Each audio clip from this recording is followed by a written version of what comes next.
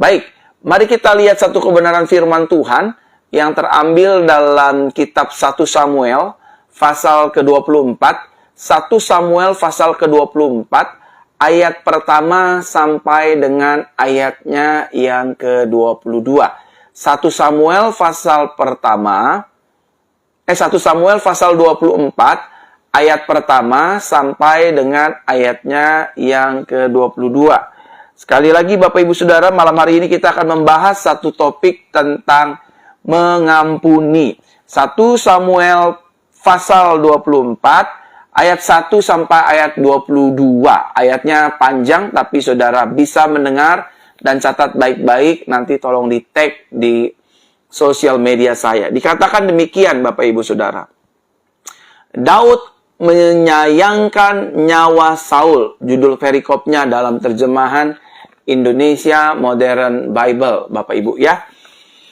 Terjadilah ketika Saul telah kembali dari mengejar orang-orang Filistin, diberitahukanlah kepadanya demikian. Ketahuilah, Daud berada di padang gurun En-Gedi.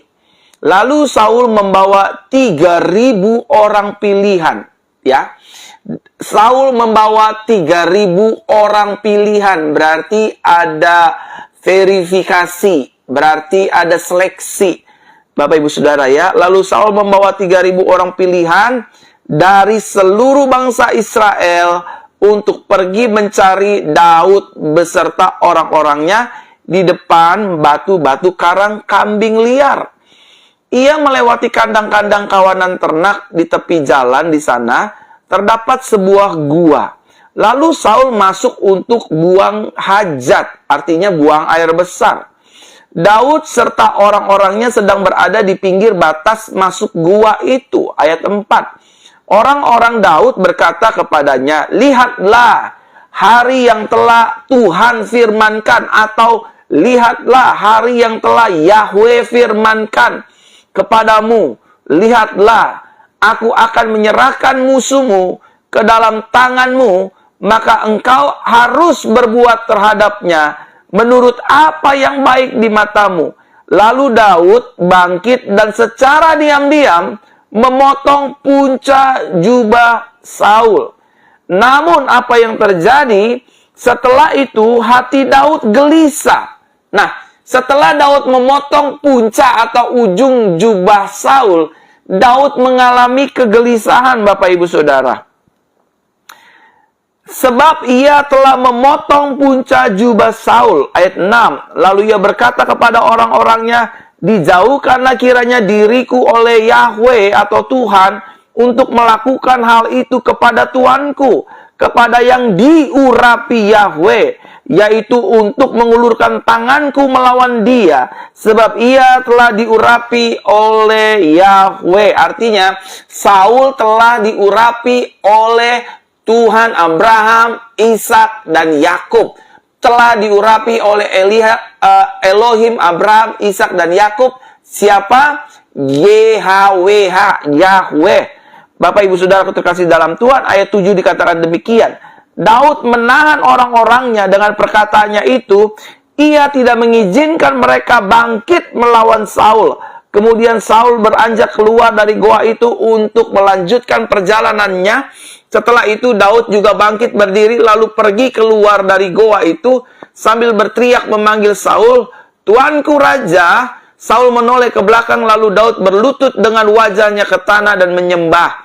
Daud berkata kepada Saul, "Mengapa engkau mendengarkan perkataan manusia yang berkata, 'Ketahuilah, Daud berusaha berbuat jahat terhadapmu'? Lihatlah pada hari ini matamu telah melihat bagaimana Yahweh telah menyerahkan engkau hari ini ke dalam tanganku di dalam gua itu. Seseorang telah memintaku untuk membunuhmu, tetapi aku berbelas kasihan terhadapmu. Aku telah berkata, aku tidak akan mengulurkan tanganku melawan tuanku, karena ia adalah orang yang diurapi Yahweh," atau orang yang diurapi Elohim Yahweh, Bapak Ibu Saudara ya. "Dan lihatlah Bapakku, ya lihatlah, punca jubahmu ada di tanganku, sebab dalam sana aku telah memotong punca jubahmu. tetapi tidak membunuhmu. Lihat dan ketahuilah bahwa tidak ada kejahatan maupun pengkhianatan dalam tanganku. Aku tidak berdosa terhadapmu, namun engkau memburu nyawaku untuk mencabutnya.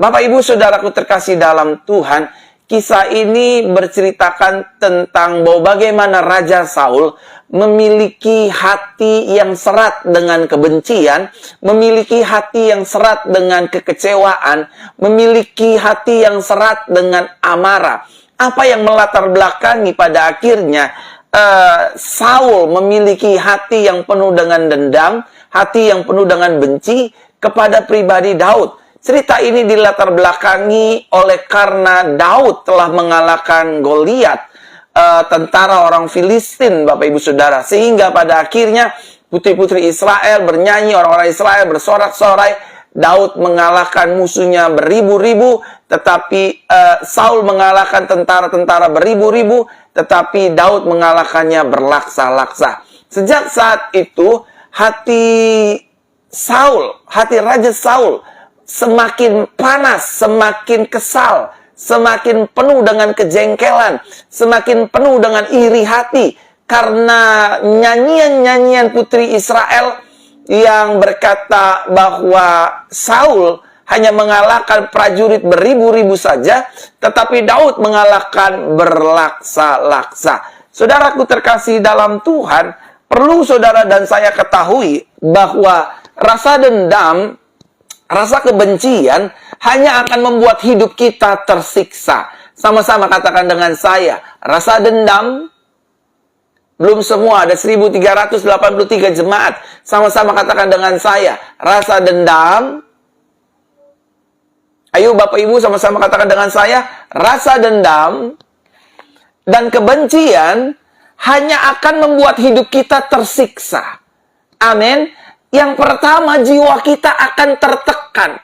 Kalau kita dalam menjalani hidup ini menyimpan dendam, menyimpan benci, menyimpan sakit hati, menyimpan luka, menyimpan rasa kecewa, ujung-ujungnya hidup kita, jiwa kita tertekan, Bapak Ibu Saudara.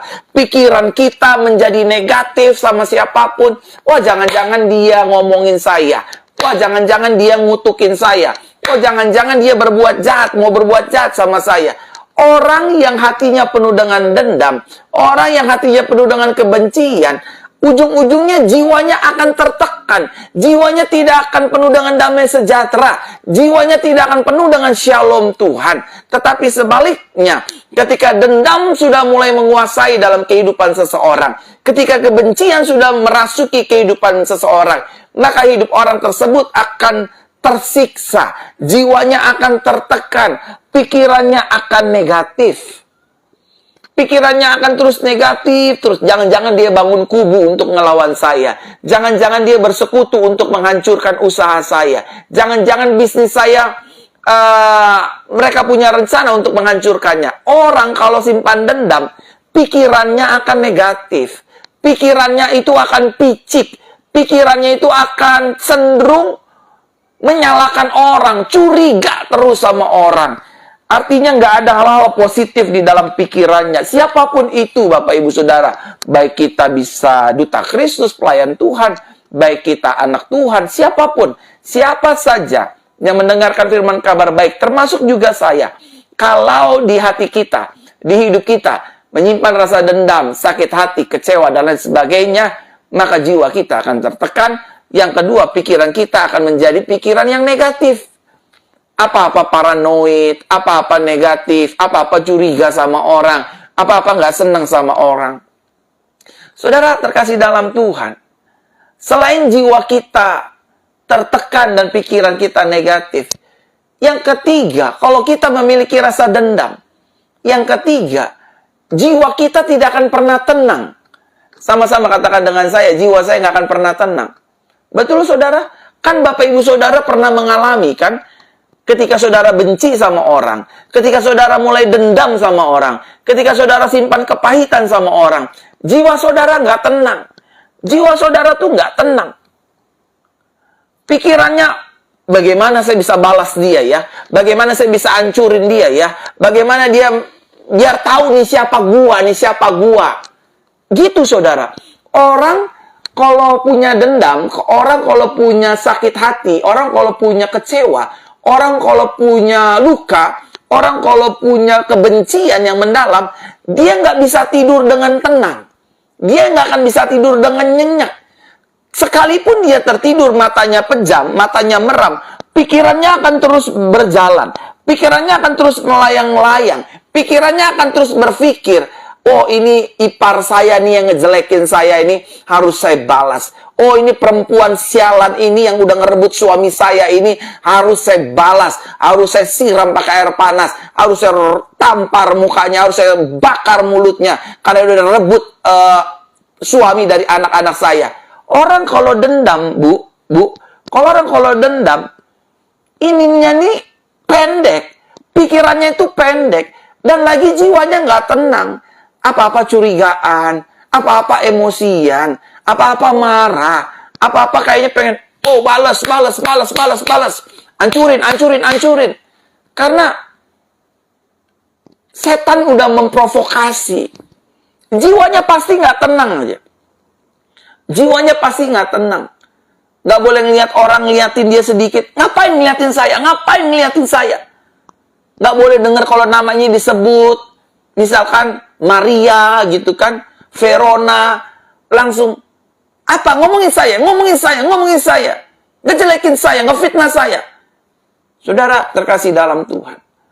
Orang yang simpan dendam. Orang yang simpan kebencian. Pasti jiwanya nggak tenang. Jiwanya akan labil, Bapak Ibu Saudara. Meskipun usianya sudah lanjut. Meskipun usianya sudah dewasa. Karena kedewasaan seseorang tidak ditentukan dari usia. Usia hanyalah bilangan. Tetapi sikap kita yang menentukan, Bapak Ibu Saudaraku terkasih dalam Tuhan. Dan yang selanjutnya, orang yang simpan dendam, orang yang simpan kebencian, yang selanjutnya tubuhnya akan mudah terserang sakit penyakit. Orang yang suka simpan dendam, orang yang sering simpan kebencian, dengarkan saya Bapak Ibu Saudara. Ada 1573. Saya rasa Bapak Ibu Saudara boleh deh bagikan siaran langsung ini ke saudara-saudara, ke keluarga-keluarga, agar mendengar firman untuk pengampunan, mengampuni. Karena ini penting sekali Bapak Ibu Saudara. Saya lanjutkan ya. Saudara bagikan di Facebook, di beranda-beranda, di WhatsApp, di grup-grup family, di grup-grup kerohanian manapun, bagikan. Saya lanjutkan. Orang yang menyimpan dendam, orang yang menyimpan sakit hati, orang yang menyimpan kecewa. Yang selanjutnya, yang keempat adalah tubuhnya mudah diserang sakit penyakit. Makanya nggak ada angin, nggak ada hujan, tiba-tiba tumbuh miom. Nggak ada angin, nggak ada hujan, tiba-tiba ada tumor. Nggak ada angin, nggak ada hujan, tiba-tiba tumbuh sakit jantung, stroke, depresi. Karena apa? Karena dendam. Tahu nggak saudara? Dendam dan kebencian itu, unsurnya itu panas. Unsurnya itu api. Kekecewaan. Sama seperti Kain. Kain itu benci banget sama Abel adiknya. Dendam banget sama adiknya sampai dia membunuh adik kandungnya sendiri. Hanya oleh karena Kain persembahannya tidak diindahkan oleh Tuhan, Abel persembahannya diterima oleh Tuhan. Kain menjadi cemburu. Bible mencatat Kain menjadi panas hati. As a Christian, as a believer, Bapak Ibu Saudara, I love you so much. Aku sangat mengasihi Bapak Ibu Saudara. Mulai hari ini, kalau firman ini menegur kita, jangan keraskan hati. Dulu saya juga orang yang pendendam. Dulu saya juga orang yang suka simpan benci, simpan rasa kecewa.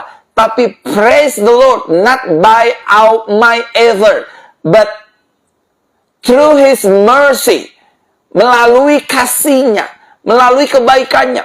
Rasa dendam, rasa benci itu dicabut dari hati saya yang paling dalam. Saya dipulihkan.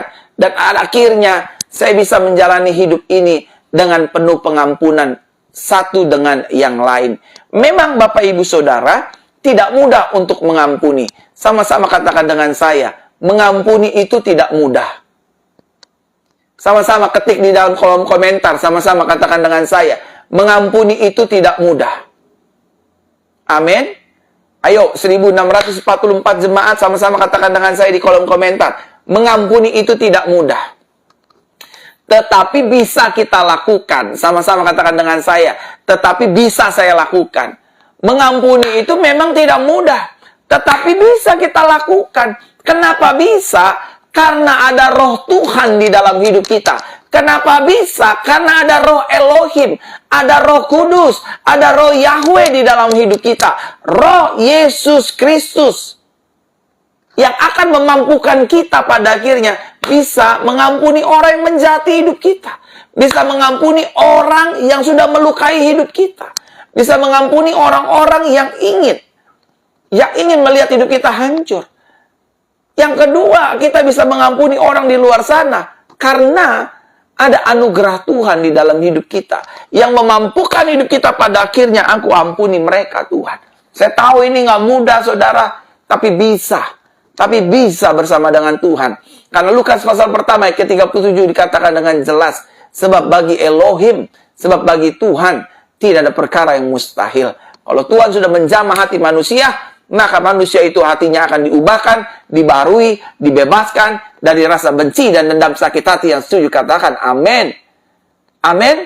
Nah, Bapak Ibu yang terkasih dalam Tuhan, rasa kecewa dan sakit hati juga dapat membuat hidup kita pada akhirnya hilang kendali. Sama-sama katakan dengan saya.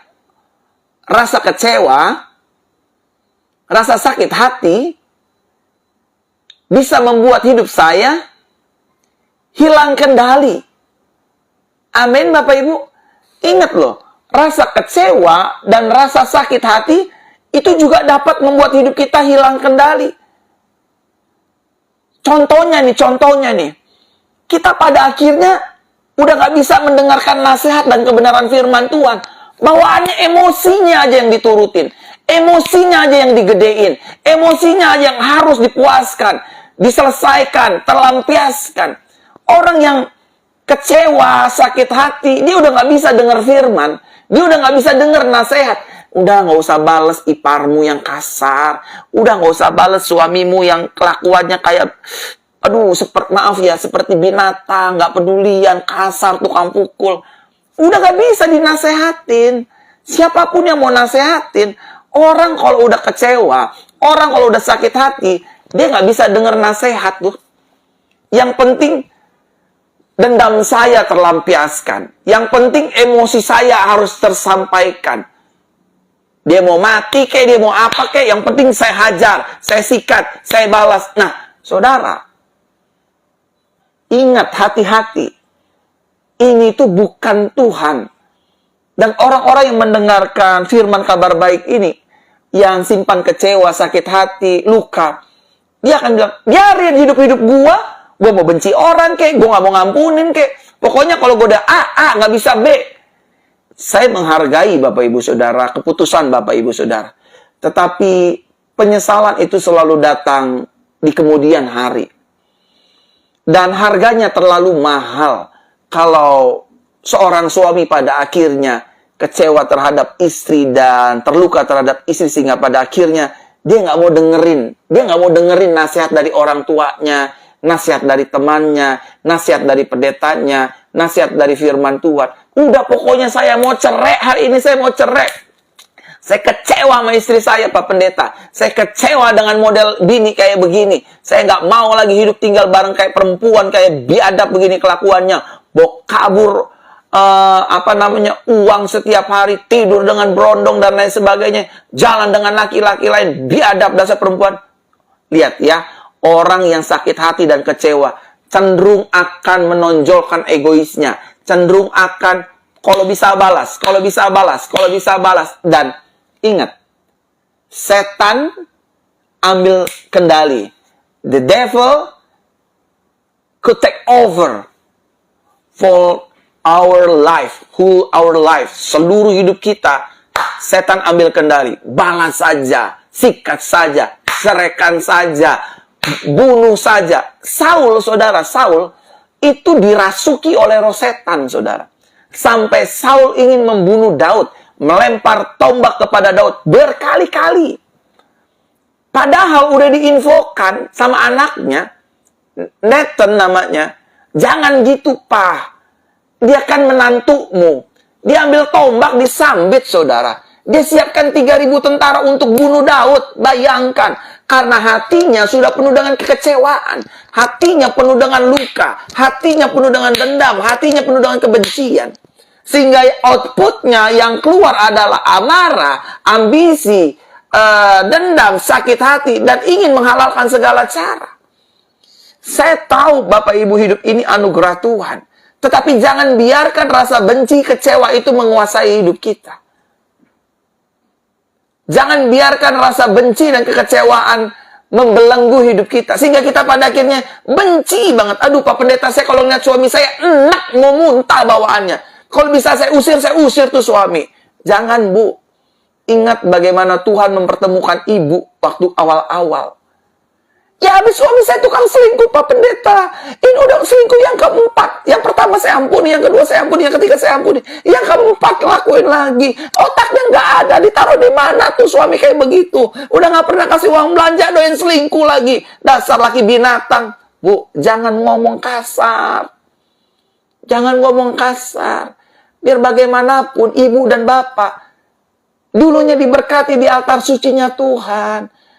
Makanya jangan sering lihat kekurangan orang. Jangan sering lihat kelemahan orang. Kalau kita sering lihat kekurangan orang, kalau kita sering lihat kelemahan orang, outputnya negatif. Suami saya nggak peduli sama saya, Pak Pendeta. Suami saya tukang main perempuan, suami saya tukang selingkuh, suami saya kasar, suami saya nggak pernah bertanggung jawab kasih uang makan, uang belanja, anak-anak saya nggak diurus dan lain sebagainya. Saudaraku terkasih dalam Tuhan. Jangan turuti hawa nafsu kita. Jangan kasih, Yesus makanya jangan serahkan mutiaramu kepada anjing dan babi. Jangan kita serahkan kepada anjing dan babi itu kepada hawa nafsu setan, saudara. Unsurnya tuh panas, benci, dendam, sakit hati. Jangan. Saya tahu nggak mudah, tapi ingat, saudara, ingat, Roh Kudus pasti menolong kita. Roh Yahweh pasti bersama dengan kita. Jangan tuh. Ya tapi kan saya diomongin, kan sakit. Gini. Manusia itu bisa salah, bisa buat salah, dan bisa bersalah. Udahlah, nggak usah di-entertain gitu loh, Bapak Ibu. Ya habis harga diri saya diinjak-injak, Pak Pendeta. Kalau saya nggak balas, kalau saya nggak respon, harga diri saya diinjak-injak. Kalau saya nggak klarifikasi, kalau saya nggak press conference, dan lain sebagainya. Saudara, Tuhan yang bilang kok, saudara. Jangan bela perkaramu, jangan bela dirimu. Serahkan kepada Tuhan. Tuhan yang akan tolong kita. Saya sebagai suami juga punya banyak kelemahan dan kekurangan terhadap istri saya. Tapi saya sering bilang sama dia, sorry ya sayang, sorry ya dear, maaf ya lovely. Itu panggilan-panggilan saya sama istri saya, dear, lovely, sayang. Saya bilang, lovely, sorry kalau papi sempat nadanya tinggi, marah gitu. Saya bersama Roh Kudus saya mau berubah gitu. Ketika istri saya juga ngamuk-ngamuk, marah-marah mungkin gitu ya. Saya juga ngertiin, oh iya. Kalau kita ngeliatnya kurang melulu, salahannya melulu, kekurangannya melulu, kita bisa kecewa. Kita bisa jadi orang paranoid sendiri, Bapak Ibu. Saya tahu mengampuni itu tidak mudah. Tapi ketika kita berserah kepada Tuhan, ketika kita mulai mengandalkan Tuhan, melihat kebaikan Tuhan, kita bisa kok hidup sama seperti Tuhan. Kita bisa kok. Kita bisa. Kita bisa. Sama-sama katakan dengan saya bisa. Saya pasti dimampukan. Amin. Kita pasti dimampukan. Kita pasti bisa, saudara. Karena Tuhan sayang kita. Tuhan gak mau hidup kita ini jadi sarang dendam. Firman katakan nih, hidup kita ini tubuh bait Roh Kudus. Bukan sarang dendam. Pelan-pelan. Pelan-pelan, Bapak Ibu. Nggak bisa membalikan seperti telapak tangan. Yang penting ada niat untuk mengampuni orang lain. Saudara, hidup Kristen adalah hidup yang mengampuni. Sama-sama katakan dengan saya. Hidup Kristen adalah hidup yang mengampuni. Amin. Sekali lagi sama-sama katakan dengan saya. 1775 jemaat. Sama-sama katakan dengan saya. Hidup Kristen adalah hidup yang mengampuni. Hidup Kristen adalah hidup yang mengasihi. Amin. Saya sekali lagi, memang ini tidak mudah seperti membalikan telapak tangan, tetapi bisa. Tidak mudah, tapi bisa. Mengasihi itu nggak mudah. Mengampuni itu nggak mudah. Ada harga yang harus kita berikan. Harga diri kita dilecehkan, diinjak-injak, direndahkan. Tapi it's okay. Ketika kita dijelekin, bukan berarti kita langsung jelek, bukan. Ketika kita direndahkan, tidak selamanya kita langsung menjadi orang yang rendahan, bukan. Nggak apa-apa, Bapak Ibu, kita dikatain, oh dasar miskin loh, dasar perempuan malam loh, dasar orang nggak bener loh. Nggak apa-apa, saudara. Tuhan yang memampukan kita. Kebenaran itu yang akan menolong hidup kita. Hidup Kristen adalah hidup yang mengampuni. Hidup Kristen adalah hidup yang mengasihi. Artinya adalah hidup yang tidak membalas yang jahat dengan yang jahat. Amin. Sama-sama katakan dengan saya tidak boleh membalas yang jahat dengan yang jahat. Amin. Nggak boleh kita balas yang jahat sama yang jahat. Nggak boleh, Bapak Ibu. Memang lidah tak bertulang sih. Tapi, ya kalau kita udah salah, nih kita buat salah, terus kita minta maaf. Atau sebaliknya, orang yang di luar sana buat salah, sudah minta maaf. Ya udah, nggak usah emosian terus. Nggak usah dendaman terus, nggak usah panikan terus. Jangan. Rugi di kita, Bapak Ibu. Oh, nggak mau, Pak. Sampai mati dia nggak akan saya ampuni, Pak. Saya nggak mau, Pak. Saya dendam, Pak. Ibu kenapa, Bu? Kok dendam begitu sampai kesumat? Habis suami saya selingkuh, Pak. Saya nggak akan ampuni suami saya sampai mati. Sampai Tuhan Yesus datang, saya nggak akan ampuni suami saya. Saya tanya, emang kenapa, Bu? Ibu nggak mau ngampuni suami? Pokoknya saya mau balas kelakuan suami saya. Saya mau balas yang jahat dengan yang jahat. Saya juga mau selingkuh, Pak. Saya juga mau hancurin, Pak. Hidupnya dia, Pak. Siksa sama saya, seperti saya tersiksa. Saya tanya, emang kenapa sih, Bu?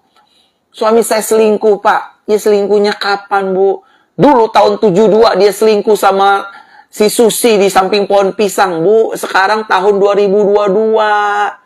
Ibu masih simpan dendam tahun 72. Eling, Bu, eling. Ini tahun 2022. Iya, suami saya tahun 72 tuh selingkuh sama si Susi, Pak, di samping pohon pisang. Aduh. Saya nggak terima, Pak. Saya diomongin sama banyak orang, saya nggak terima, Pak. Kalau bisa saya sobek bacotnya, Pak. Kalau bisa saya tampar mulutnya. Aduh.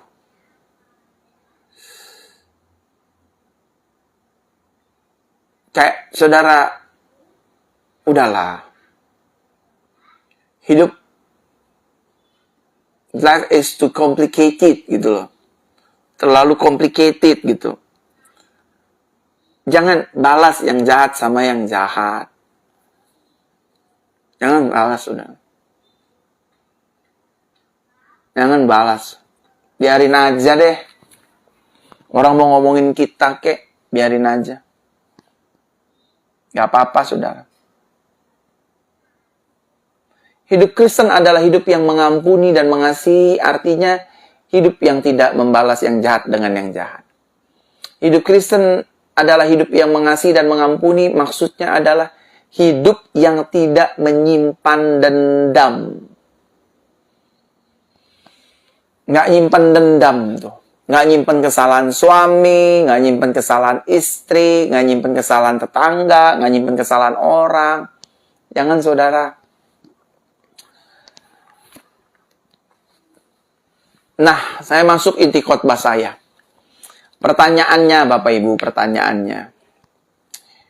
Mengapa kita harus mengampuni orang yang sudah melukai hidup kita? Mengapa sih saya harus mengampuni orang yang udah ngejelekin hidup saya, ngomongin saya, fitnah hidup saya, ngancurin rumah tangga saya, udah ngamilin anak saya, udah ngebunuh pendeta saya, udah ngebakar gereja saya, udah membakar Alkitab saya. Kenapa kita harus mengampuni sih Tuhan? Tuhan, ini ajaran apa sih ini? Apa-apa diampunin, apa-apa diampunin. Gereja dibakar kok diampunin. Pendeta dibunuhin kok diampunin.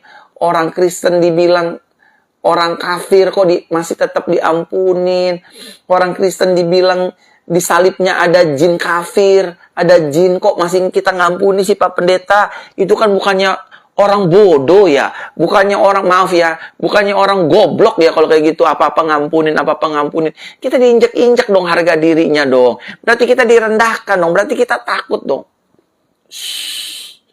Saudara, yang pertama, mengapa kita harus mengampuni? Yang pertama, karena pembalasan adalah haknya Tuhan. Sama-sama katakan dengan saya, pembalasan adalah haknya Tuhan.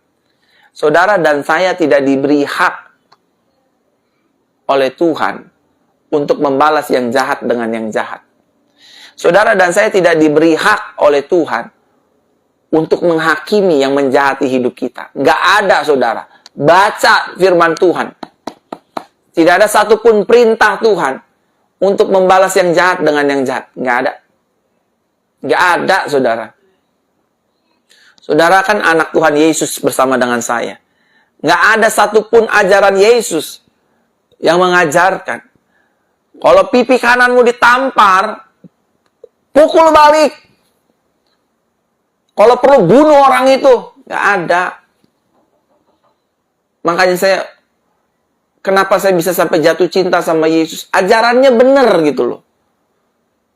Kita nggak boleh hakimin orang, kita nggak boleh dendam sama orang. Kenapa kita harus ngampunin? Karena pembalasan itu miliknya Tuhan. Karena hanya Dia yang adil, saudara.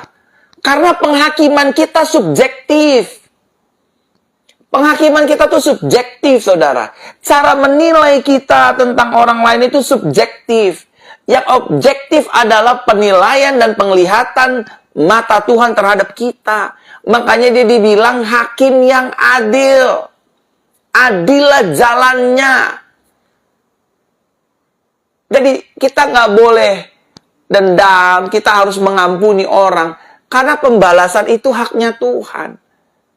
Waktu Daud memotong jubahnya Saul, Bapak Ibu, dia tuh hatinya deg-degan karena dia tahu yang balas itu adalah Tuhan.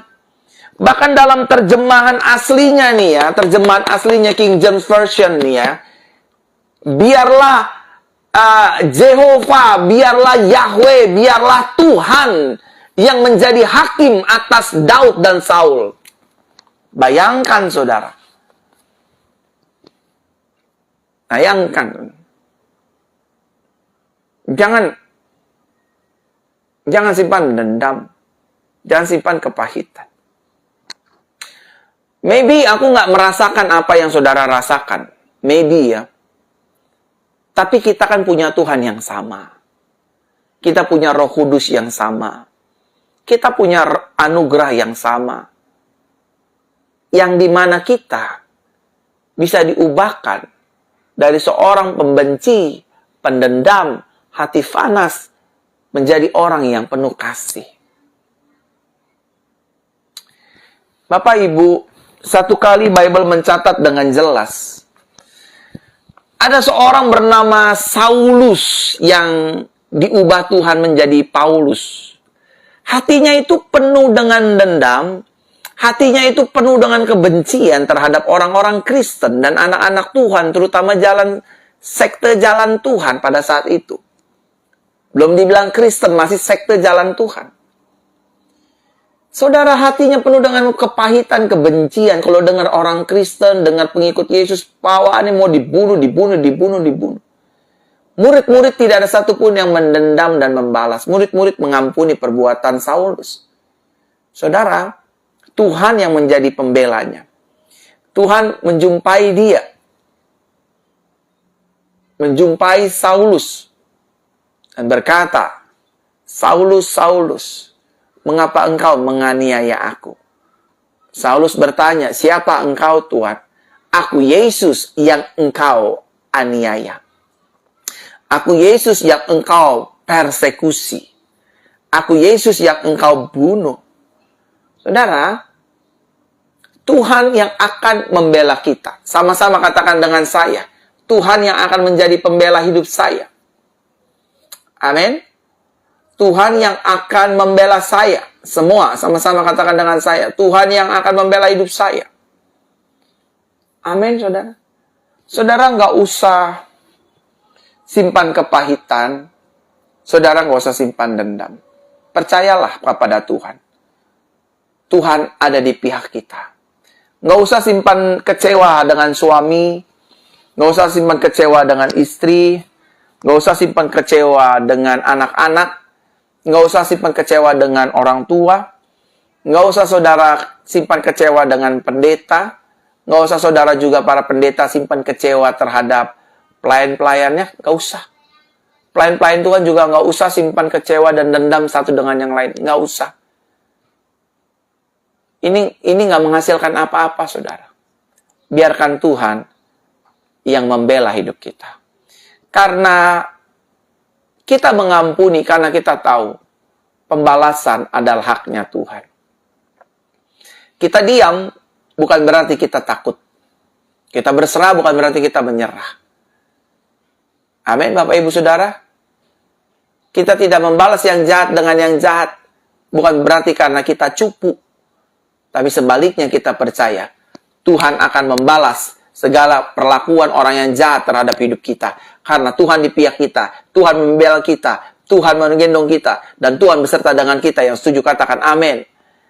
Yang kedua, Bapak Ibu Saudara, mengapa kita harus mengampuni orang yang sudah melukai hidup kita? Yang kedua, karena pelanggaran kita pun juga sudah diampuni oleh Tuhan. Jadi saudara, kalau saudara mau simpan dendam sama orang, saudara mau simpan benci sama orang, dengar baik-baik nih firman Tuhan. Tuhan tuh nggak pernah dendam, nggak pernah benci sama kita loh. Nggak pernah. Saudara salah berkali-kali, kita salah berkali-kali, Tuhan tidak benci sama kita. Tuhan tetap ampuni kita. Amin. Kita hidup semau-maunya, minum, mabuk, kawin, cerai semau-maunya, dan lain sebagainya. Tuhan nggak marah loh sama kita. Tuhan nggak dendam loh sama kita. Tuhan tidak sakit hati sama kita. Kalau Tuhan tidak dendam dan sakit hati kepada kita, kenapa kita yang adalah anak-anaknya, kok ya simpan dendam, kok ya simpan benci, kok ya simpan sakit hati? Jangan, Bapak Ibu Saudara. Amin. Sama-sama katakan dengan saya. Pelanggaran saya sudah diampuni Tuhan. Saya nggak boleh simpan dendam. Saya nggak boleh simpan kepahitan. Yang selanjutnya, yang ketiga, mengapa kita harus mengampuni orang yang sudah melukai hidup kita? Yang ketiga, agar hidup kita tidak terikat dengan hawa nafsu. Artinya hidup kita tidak dikuasai dengan dendam. Hidup kita tidak dikuasai dengan kebencian. Hidup kita tidak diprovokasi oleh setan, saudara. Orang yang hatinya panasan, yang hatinya emosian, hidupnya gampang diprovokasi setan, saudara. Tuh lihat suami lo tuh nggak peduli tuh. Tuh lihat tuh suami lo. Tuh lihat anak lo tuh nggak bisa denger tuh. Akhirnya ngambil keputusan-keputusan yang salah. Ya udah cerai aja kalau begitu. Ngapain kita berumah tangga kalau harus nahan rasa capek seperti ini sama kamu? Dasar lo laki-laki tua, bandot tua. Ngapain? Kita cuma jadi wayangnya setan, saudara. Kita cuma dipermainkan sama setan. Udah lawan, udah mundur aja mundur, udah cerai aja cerai, udah bales aja bales. Gitu, saudara. Orang yang simpan dendam akhirnya, orang yang gak bisa mengampuni akhirnya, hidupnya terikat dengan hawa nafsu. Hidupnya terikat dengan emosi. Hidupnya terikat dengan kepanikan demi kepanikan. Bapak Ibu, melalui kabar baik ini, stop hari ini simpan dendam. Stop hari ini simpan kebencian. Stop hari ini banyak lihat kesalahan orang. Saya juga bisa buat salah loh Bapak Ibu. Mulut saya juga bisa buat salah. Saya minta maaf. Tapi saya nggak mau simpan dendam. Saya nggak mau simpan sakit hati. Saya diomongin banyak orang, direndahin banyak orang, dikucilkan banyak orang. Saya bilang sama Tuhan, Tuhan saya nggak mau. Saya nggak mau tahu deh. Orang mau rendahin saya kek, orang mau ngomongin saya kek, orang mau fitnah hidup saya kek, orang mau nyakitin saya kek. Urusannya yang pertama sama Tuhan. Yang kedua, saya percaya saya pasti dibela Tuhan. Yang ketiga, saya pasti disertai Tuhan. Yang keempat, Tuhan di pihak saya. Yang kelima, saya yakin dan percaya. Saya nggak mau simpan dendam karena saya tidak mau menjadi alat di tangan setan, saudara. Saya percaya kasih karunia Tuhan karena saya hidup di dalamnya. Saya orang yang menyanjung tinggi grace of Christ. Menyanjung tinggi, menaruh grace itu di atas segala-galanya. Tapi saudara, grace boleh tinggal grace. Kalau kita nggak mau mengampuni, kita susah sendiri. Kita repot sendiri. Kita nyesel sendiri. Kita bisa emosi. Kita bisa marah. Kita bisa maki-maki orang. Kita bisa, mulut kita kasar sama orang. Nah, Bapak Ibu, yang terakhir. Mengapa kita harus mengampuni orang yang sudah melukai hidup kita? Yang keempat, agar hidup kita dapat hidup di dalam damai sejahtera Tuhan. Orang kalau senang mengampuni, hidupnya damai sejahtera. Hidupnya penuh dengan kasih. Hidupnya penuh dengan sukacita. Orang yang hatinya penuh dengan dendam, kecewa, sakit hati, nggak ada damai sejahtera Tuhan di hatinya. Apa-apa marah, apa-apa ngamuk, pokoknya apa-apa emosian terus. Karena dendam. Saya mau cerita Bapak Ibu, saya tutup dengan kesaksian ini. Om saya dulu, almarhum om saya. Dulu orangnya emosian, marah, dendam. Gara-gara sepele. Dia minta dibeliin televisi sama mami saya, yaitu kakaknya dia. Mami saya cuma jawab simple, karena dia memang baru pulang kantor. Dia bilang, ya udah nanti aku beliin. Tiba-tiba om saya sakit hati, saudara. Tiba-tiba om saya kecewa. Tiba-tiba om saya dendam. Saudara tahu, dendam, sakit hati, kecewa itu, emosi itu, unsurnya api. Unsurnya itu panas. Saudara tahu apa yang terjadi? Tiba-tiba ada sekelompok orang yang tidak suka dengan keluarga kami. Tiba-tiba menggunakan ilmu hitam. Ilmu santet, ilmu guna-guna. Dan dia mengirim santet, Bapak Ibu Saudara, untuk keluarga kami. Saudara tahu apa yang terjadi? Om saya yang sedang benci, sedang emosi dengan mami saya, sedang marah-marah, sedang benci aja, pokoknya marah mulu emosi.